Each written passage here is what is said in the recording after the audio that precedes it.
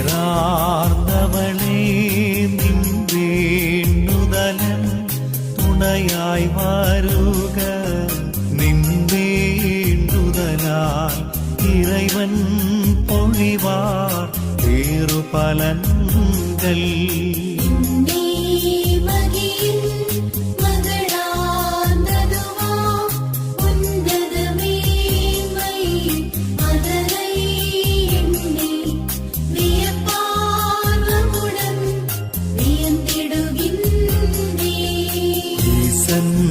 கருணை மரியாவிடமாய்